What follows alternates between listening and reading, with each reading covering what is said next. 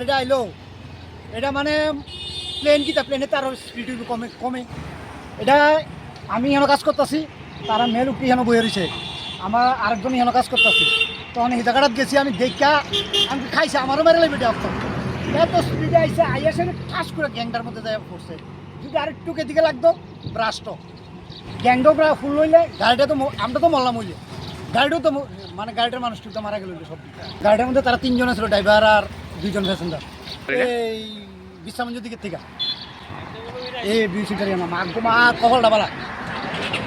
আমরা মানে সকলটি বললাম আমার নাম নীলকমল দাস।